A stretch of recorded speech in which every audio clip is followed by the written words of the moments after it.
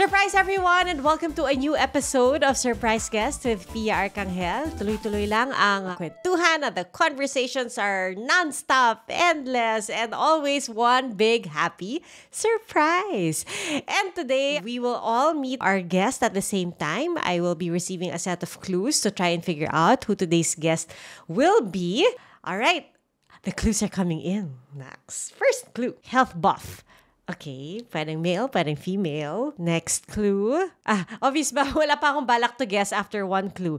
Medyo mahirap yung health buff. Mahilig mag-post ng positive vibes sa kanyang IG at FB account. Well, sabagay, if you're a health buff, always exercising, so maraming endorphins.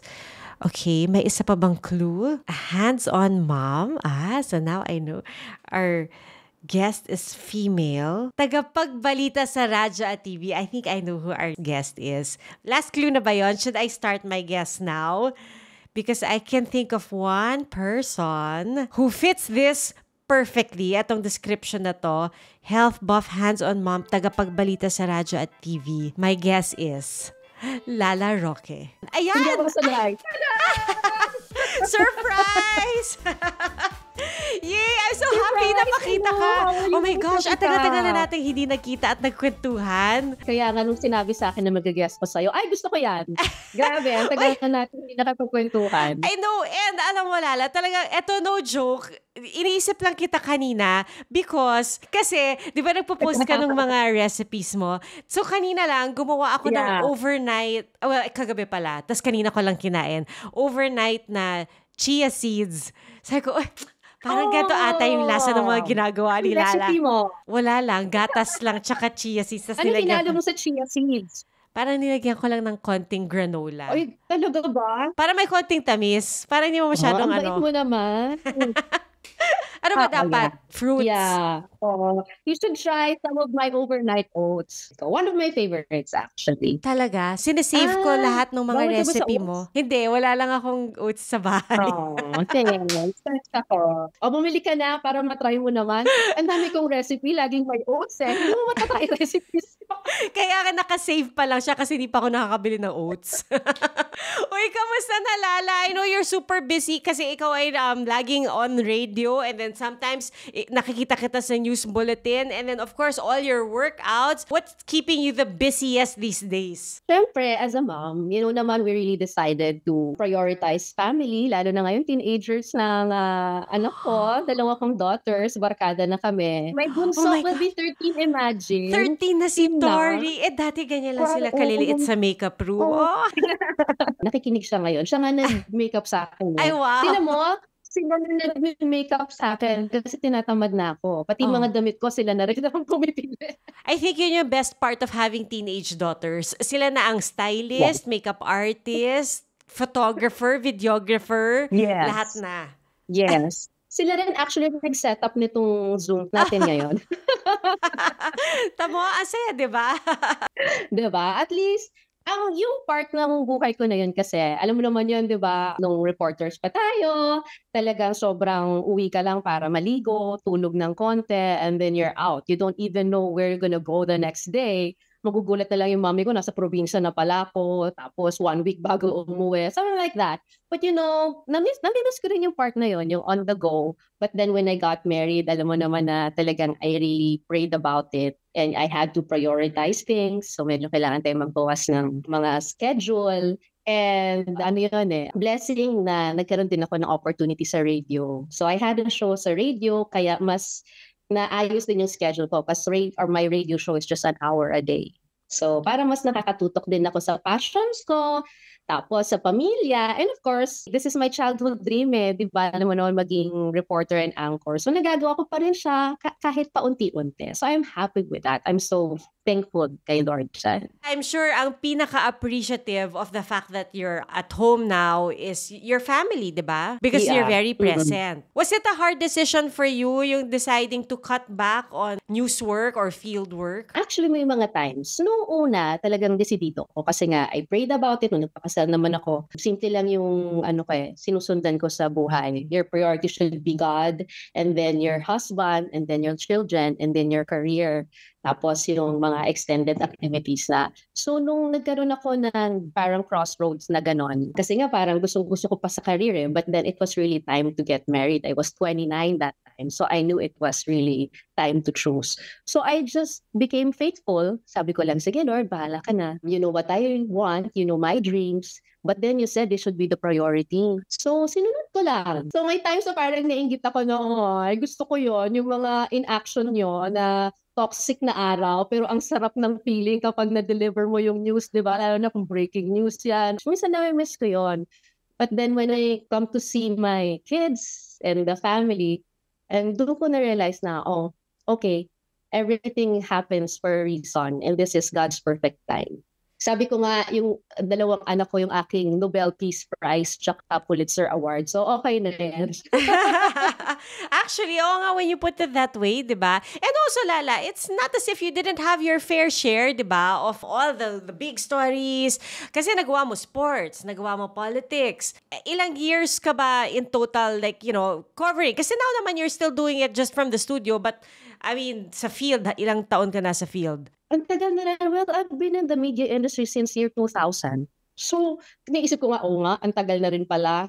24 years na pala ako sa industriya rin. Para kasing pag-love mo, di ba? Parang hindi mo na-feel na nagsasawa ka na. Parang feeling mo gusto mo pa, ang dami pang gustong gawin. So, yun, minsan naisip ko. Pero, okay naman. Nagkakaroon din naman ako ng time to do stories paminsan-minsan. So, okay lang yun. At least nandyan pa rin siya.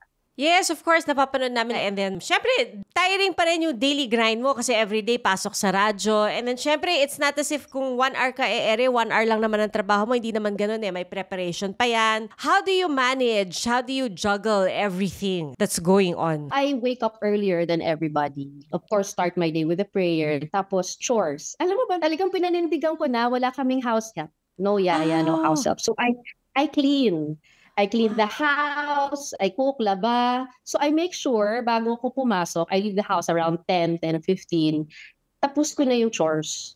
Nakapaglaba na ako. Ngayon, summer, may nakapagsaing na ako. So pagising ng mga bata, may food na sila, kain na lang sila. So habang naglilinis, nagmo-monitor. Multitasking ba? Alam mo naman ng mga nanay. Oo. So nagmo-monitor. Ko na lahat. Maliit lang naman yung house. So I really want a small house lang. Kasi gusto ko rin yung natututukan yung paglinis. So I leave 10:15. Tapos mga 11:15, I'm at work, at GMA. Para sa radyo, sa Super Balita Tanghali Nationwide, it airs at 11:30, 12:30.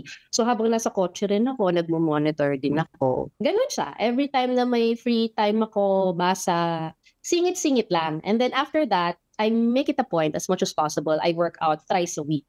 Ang schedule ko talaga MWF. So right after radio, nag-workout ako. 1 hour and a half or 2 hours. So makaka-uwi ako 4:30 in time for dinner. Para sabay uli kami ng pamilya kong kumain. Kwentuhan. I make it a point to spend time with them kasi. Tapos, syempre, yung naiwan kong labada, titiklopin na, chores ulit. Monitor. So, ganyan. Tapos, yung mga ibang araw na free, errands yan. Or, I spend time naman with friends, sa sarili ko, pamper, or we go on a date ni Ronnie once in a while. Pag free naman siya. So, yun, doon lang umiikot yung buhay ko. Asaya naman the way you described it, no? Parang very tutok ka at home, but you still go to work and you still have time to work out, take care of yourself. Ang saya naman, di ba? So, parang you're able to, I guess, with the right, priorities and time management, magagawa mo talaga, di ba? And of course, sabi mo nga with a lot of prayer too. Yeah, oo. Yun din para magkaroon din ako ng wisdom how to do things. And sometimes you really have to say no to some things and say yes to other things kahit na mahirap siya. So, kailangan na rin talaga ng guidance every day. Plus, kasi kung nakita mo rin sa FB ko, I just relaunched it. I really had the parang awakening, especially during the pandemic. Because ang dami ko naramdaman na sakit-sakit sa katawan ko, sobra yung lower back pain ko, hindi na ako makatulog, umabot ako sa ganon. Tapos sobra na yung anxiety, yung insecurities, lahat yan nag-dawn sa akin during that time. And doon na yung pumasok yung parang, why is it so much better before? Which is so bad, di ba? Why do you keep on, di ba, comparing your life today at yung noon? Today, may bagong sorpresa yan Diba? May bagong season sa buhay mo and you should see the beauty in everything. But then dumaan nga ako doon. So I said, ano ba ang strengths ko? Sino ba ako? So I was already an anchor then. Nasa GMA na rin ako niyan. But then naalala ko na I'm really athletic eh. I've been always athletic. Tas sobra ako mahilig magsayaw ever since bata. Diyan ko na-gain actually yung confidence ko. Kaya ako nakapag-TV. Kasi parang, di ba, nakakahiya pumarap sa mga tao. But then dyan ko siya na-gain. I mean, sa sports and through dance. So kaya nung nagkaroon na ako, kung makikita mo, last year, I decided to join again Great Bodies. But it's a bodybuilding competition. Bodybuilding/fitness competition. I was 45 that time. So really, sobrang umiiyak ako kay Lord. Bakit kailangan mong buhayin to sa puso ko? Sabi ko sa kanya, Mami na ako, lalaki ng mga anak ko, magtutupis pa ba ako? So, talagang yun ang concern ko, di ba? Tutupis pa ako in front of so many people kasi it's part of the competition. But then, talagang sobra yung fire. Talagang he put that fire in my heart. Tapos sabi ko, sige, okay, I'll just follow you. I don't know why. I don't know the purpose actually. But of course, makikita mo, it's for my own health also. Kasi lumakas ako. No, believe it or not, nawala yung lower back pain ko. Kulang lang pala talaga ako sa exercise. Strengthening exercise. Kaya yan yung advocacy ko ngayon. I share my life journey, my fitness journey with people, especially people my age, na marami na lumalabas na sakit-sakit sa katawan. You know, you just have to change your lifestyle. Exercise, eat right. Yun lang. Wala naman akong special na ginawa sa buhay ko hanggang ngayon eh. So anyway, going back to my story, yun yung naging journey ko na ang dami niyang ni-reveal sa akin na kasi I was already questioning, I'm an anchor eh. I might lose my job if people would see me joining bodybuilding competition. Anong klaseng image yon? Yung logical thinking natin, parang hindi ko siya makonect. But then God made me realize, you know, people are wired differently. And I happen to be wired that way. I'm an athlete, I'm a mom, and I'm into broadcasting industry. I'm a journalist. And then sabi niya, walang masama dun. Because you're that. Ikaw yon. What's so wrong about it? Wala ka naman tinatapakang tao. Alam mo ito, sabi ko, okay, oo nga naman. Diba? Parang, it was just last year, so I'm getting emotional. I embraced who I am. Oh. I said, naiyak ako. I embraced who I am. So, and I'm glad. And my children are happy for me. So, I guess I did the right thing. Diba? You want your kids to learn from you. You want to teach your kids right virtues and attitudes towards life. And they saw me sobrang hirap na hirap, but they saw me being victorious. I mean, you know, I overcame that part of my life, that insecurity, that anxiety. So, yun. And they tell me that, so para lang kaming barkada. Kaya sabi ko, everything was worth it. Yun lang. You know, actually, Lala, because that came out nga sa news, di ba, when you joined again. Because inari namin yun eh. And, because you didn't just join. Hindi mo nasama sa kwento mo. You didn't just join. You placed. Di ba? At the age of 45, nag-place ka pa in the competition. You did very well in the competition. And even for us, nung napapanood namin yon, like, sa newsroom, sabi namin, wow, Lala's back at it. Kasi doon ka namin unang nakilala. Because we remember nung pag unang pasok mo sa JV, si Lala, siya yung super fit bodybuilder kasi at that time you were already competing as well, di ba? Yeah, I won that time na. I already won the title actually nung dalaga ko. Yes, that's what you remember. Tsaka syempre, di ba? I mean, saan ka makakahanap ng female na super fit na, I mean, di ba? Na tapos biglang mag-news. So parang kami, wow, super in awe. Lala Roque. And so it was so nice for all of us to see you sort of a full circle moment for you going back to your first love, which is, what is the term for it? Bodybuilding. Fitness competition yun eh. Ayun, fitness competition. So nakakatuwa. Yun. And without having forgotten without having neglected all of your other passions, which is, like you mentioned, your work as a journalist. Like, di ba sabi mo kanina, ikaw very athletic ka. Talagang nasa iyo yun eh. So, I think some people are really just born athletic. Pero yung pagiging mamamahayag, pagiging isang journalist, yun ba ay pinangarap mo nung batang-bata ka pa lang? Or is it something you stumbled upon? No, it's been my childhood dream. Grade 4 pa lang ako, nagbabasa na ako ng balita sa harap ng mirror. So talagang alam ko, gusto ko talaga to. I was so willing to give it up for family. But God is just so good. He gave me everything I wanted and I hope for. Tas ngayon, pati yung passion ko, nagagawa ko pa. I have time to do it. It's truly inspiring kasi, Lala, to see how you're able to pursue your dream na career, and then, of course, prioritizing your family and still being able to take good care of yourself by pursuing your other passions, like being, like your fitness, diba?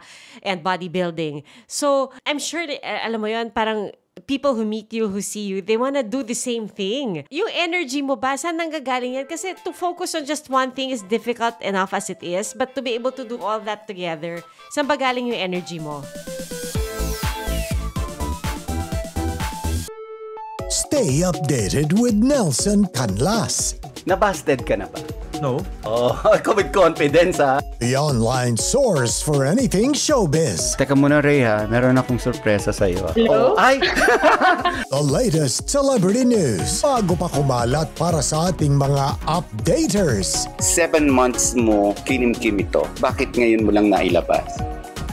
Aga kong biyak. Pakitanong po kung ano yung reason ng breakup ni Carla. Wow, talagang diretso ha. Ipagpatuloy mo yung prinsipyo na sa gagawin mo.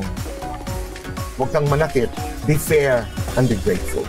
Updated with Nelson Canlas.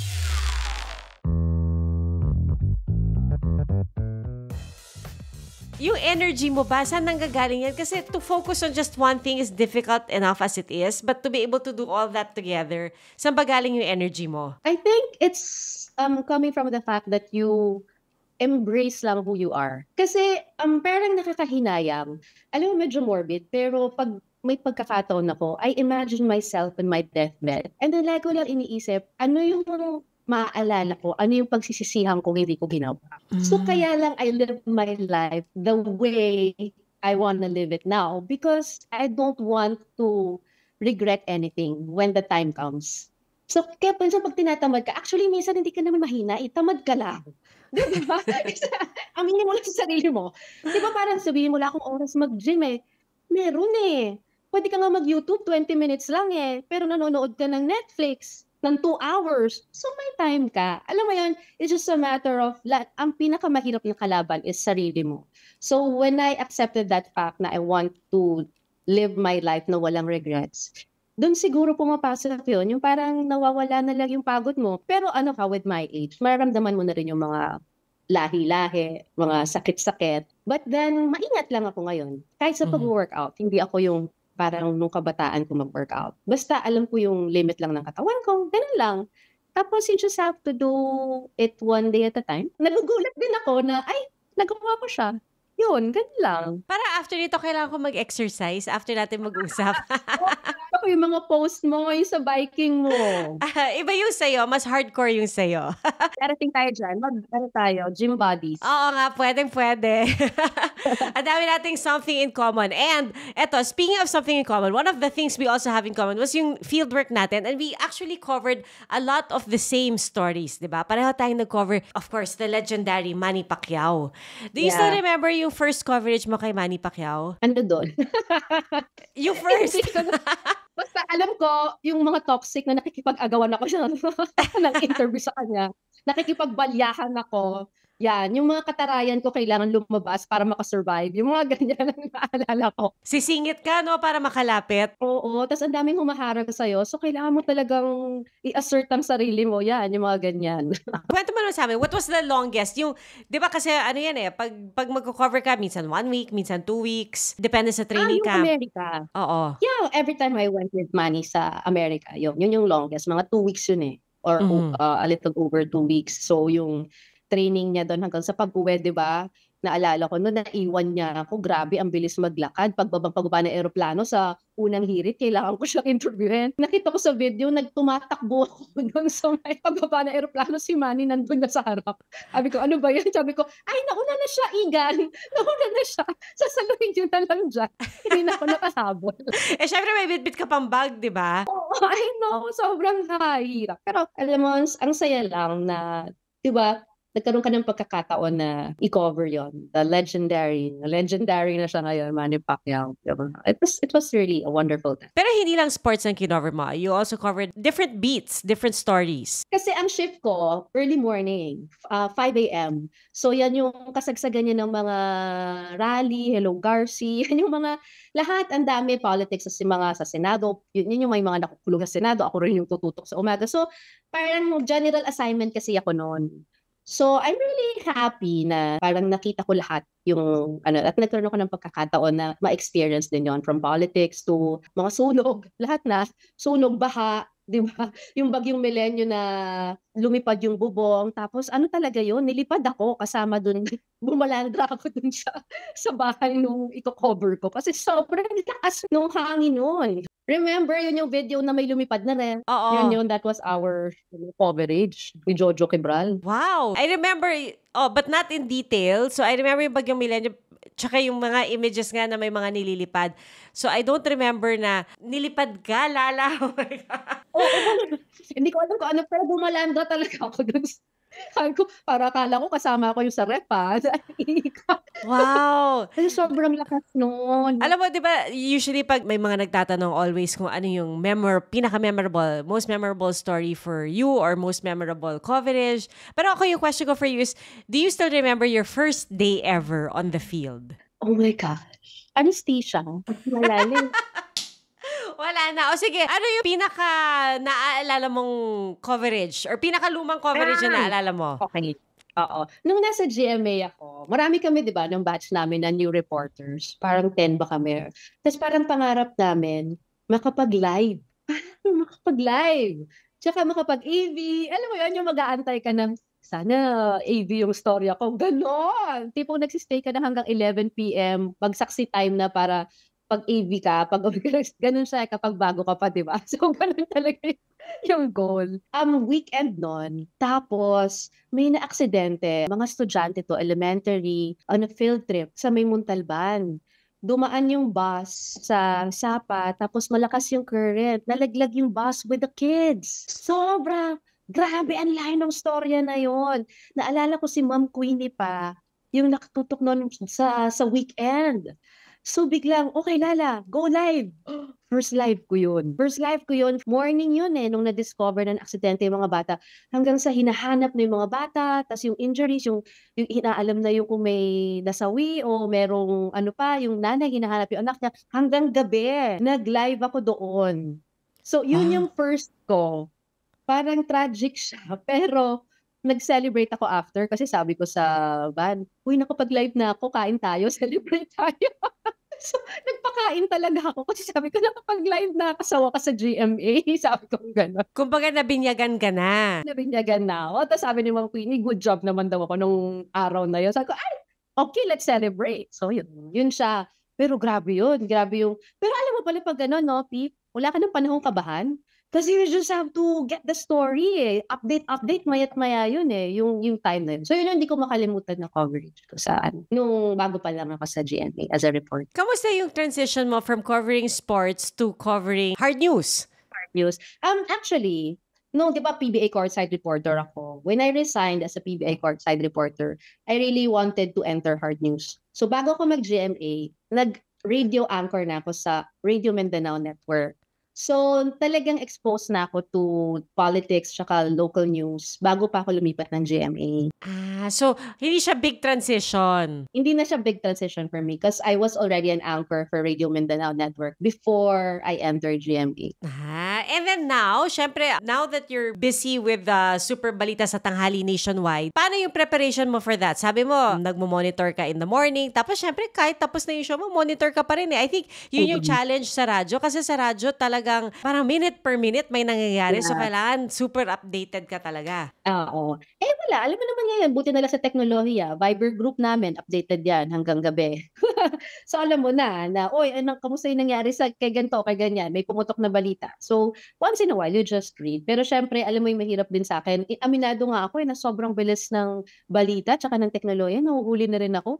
Minsan, may mga kaibigan ako, ginagawa akong radyo o kaya balita. Ano nang update sa ganito? Teka, hindi ko rin alam. I-google ko muna. Alam mo yun?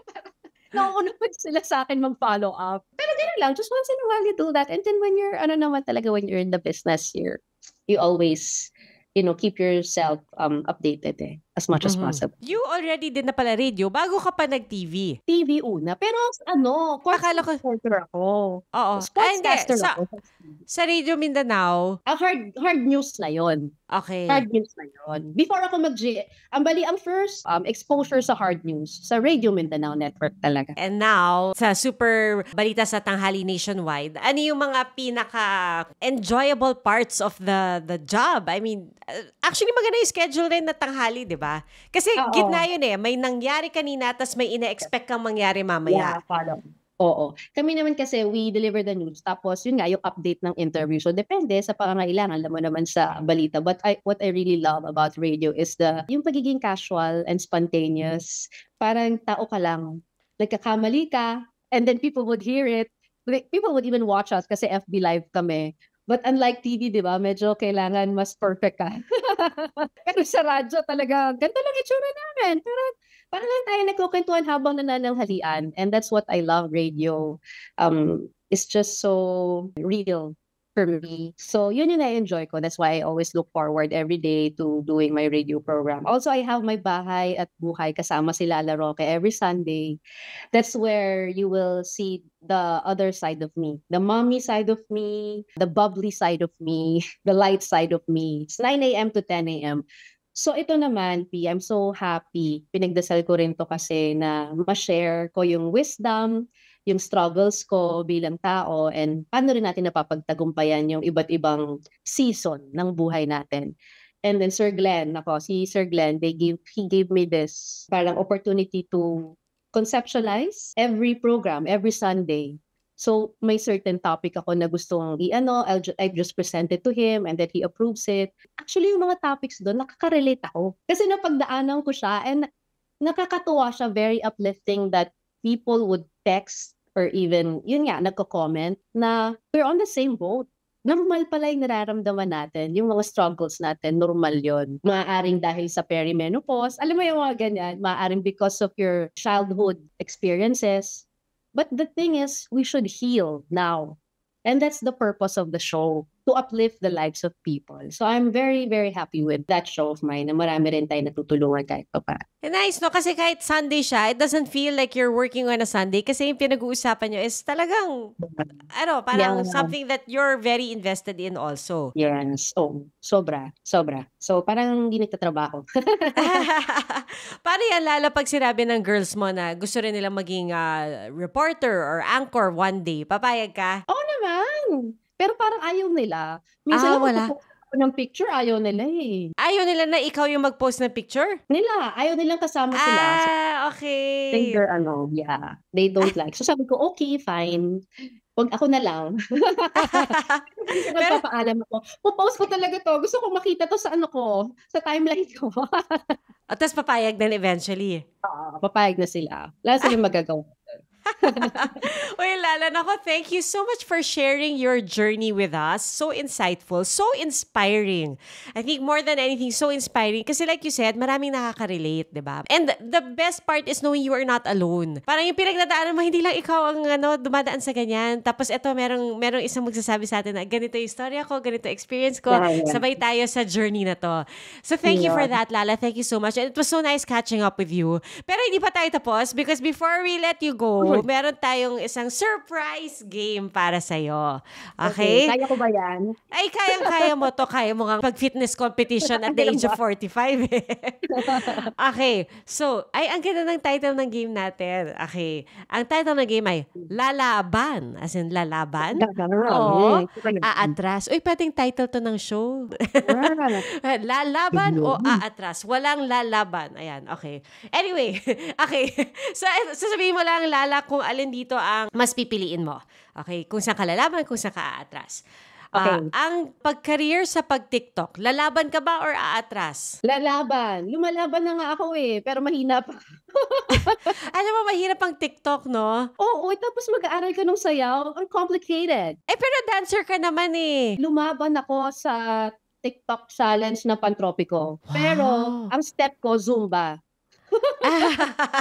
Tita steps lang. Okay lang, pwede rin naman. Diba? At least lumaban ako. How about fitness goals? Lalaban or aatras? Laban. Anong fitness goal mo ngayon? Kasi nagawa mo na yung sumali ka ulit ng competition. Ano na, may mga sinusundan ako, mga senior na sila, and they're so fit and toned. As in, pwede pala. May ganun akong pangarap ngayon. Hindi ko alam kung kaya ko, pero laban. Try natin. Ano pang diet mo ngayon, Lala? Kasi I remember ko nagkwento mo di ba ikaw pa nagturo sa akin yung dapat tuna, tapos yung no salt, bawas ng ganito, bawas ng ganyan. Yeah, well, yan yung diet ko kapag competition. Kasi extremes. But you cannot do it for a very long time. It's dangerous. It's so, ironic. Healthy ka pero hindi siya pwedeng prolonged. Ngayon, ang ginagawa ko, kasi busy, wala akong time magluto, calorie count. So, yung portions ko talagang controlled. So, I eat anything. I eat pork, beef, fish, fried, paminsan, yung rice, konti. But as much as possible nga ngayon, I eat adlay. Yun yung carbs ko. Para siyang rice, but it's low glycemic kasi. So, pumipili ako ng mga healthier options for me lang pagkakain ako. Oh, so, pero kung magra-rice ka, 1 cup or less? Yes, less. Akala ko pa naman good girl na ako sa 1 cup. Ang dami mong activities. Depende ba if you're gonna burn it anyway, if you're gonna use it up, okay lang. Ako naman, di naman ako everyday super busy. So, I know I cannot burn that. Hindi, iniisip ko kung 300 calories to, worth it ba tong takbuhin ng isang oras? Para lang ma-burn. Okay. Yun na lang yun, no? Kaya ganito lang ako kumain. Wala akong balak mag-workout ng 3 oras. Okay, sige. Yun ang inspiration natin. How about ang pagiging travel addict? Lalaban or aatras? Oo, lalaban. Alam mo ba yung bucket list namin yung mag-asawa? Dapat meron in a year, merong something new na pupunta. Exploration is always a good thing. How about cooking? Lalaban or aatras? Lalaban, slight. Slight lang. Kasi yung pang everyday cooking, minsan tinatamad naman ako. Ang dami namang pwedeng delivery. Ay, oo nga, no? Actually, oo nga. Pwede ka nang magpa-deliver ngayon with ease, di ba? Alam mo, yung mga niluluto kasi, mga ginagawa kong recipe, good for 2 days, 3 days, okay lang yun. Pero yung everyday mo kung paglulutuin, parang medyo toxic. Ang hirap maghugas ng plato everyday, tsaka ng kaldero. Remember, I don't have yaya. Ako lahat. Ano ba ang least favorite chore mo sa bahay? Maglinis ng banyo. Akala ko magluto. Ikaw magluto. Mas okay pa, basta maglinis. Ayoko na mag-is-is ng CR. Pero wala akong magawa. Kailangan yan. Ako mas gusto ko maglinis kaysa magluto. Gusto ko magluto, ayoko maghugas. Mas gugustuhin ko pa maghugas kaysa magluto. Are you serious? Pwede tayong mag-partner. Dapat partner tayo, P. Oo. Ayokong gawin, gusto mong gawin. Punta ako dyan, punta ka dito. Yeah. Go. Okay, sige. How about, na-segue ko na pala yung household chores, lalaban or aatras? Laban pa rin. Laban. How about vlogging? Lalaban. I've been doing it. Na ako. I embraced it na. Matapos kong umuiwas sa matagal na panahon. May fixed schedule ka for vlogging? Wala. Wala I'm very spontaneous. Pero nakakatuwa naman yung mga followers ko na nakakasunod naman sila. I just announced siguro 30 minutes before. Minsan nga wala Tara, live tayo. I call it Lala Live. So I just posted Lala Live. Cute! Diba? Lala Live. Oo nga, no? Lala Live. Lalaban sa Lala Live. Yes. How about outdoor adventures? Yes, lalaban. Gusto ko yan. Bilis na sagot. Eating exotic food? Lalaban. Okay lang. I've been eating. No problem. Ano pa bang pinaka-exotic na kinain ko? Buwaya? Basta coverage yun Binabad yung sawa sa lambanog. And I drank it. Ininom mo lang yung lambanog? Ininom ko yung lambanog. Di ko kinain yung sawa. Yung lambanog na binabad yung sawa doon, nandun talaga siya. Ano lasa? Malansa. Hindi na overpower ng alcohol. Parang hindi niya kinaya. Hindi ko type in short. Okay. Hindi na naulit. How about... napangunahan ko na naman yung second question natin. Medyo iba naman to. Fusion food. Trying fusion food or days. Kuwari, coffee na may ube. Vanilla ice cream na may toyo. May ganito ba talaga? Vanilla ice cream na may toyo? Ay, hindi ko pa na-try. Madali naman na i-try. Ice cream naman ito, hindi ko pa na-try. Pero yung lambanog na may sawa, na-try ko na. Na-try mo na? Hindi, Diba? Malansa, diba? hindi, ikaw yung naka-try. Akala ko ikaw na-try mo na rin. Ako, hindi ko type. So hindi mo na-aatrasan yung vanilla ice cream na may toyo, di ba? Hindi, go. Ay, wala akong vanilla ice cream ngayon. I have cheese flavor with toyo. You like? You're adventurous. Oo, diba? Okay lang yan. Lala, thank you again. Thank you so much for Thank this afternoon. It was such a pleasure catching up with you, and this surprise conversation was absolutely wonderful. Baka you wanna invite yung mga nakikinig sa atin at yung mga nanonood with Spotify video to catch you on radio, on your shows, and to find you on social media. Opo, yun. So sana pakinggan nyo at panoorin po yung Super Balita sa Tanghali Nationwide, Monday to Friday, 11:30 to 12:30 in the afternoon. At ang Bahay at Buhay kasama si Lala Roque every Sunday, 9 a.m.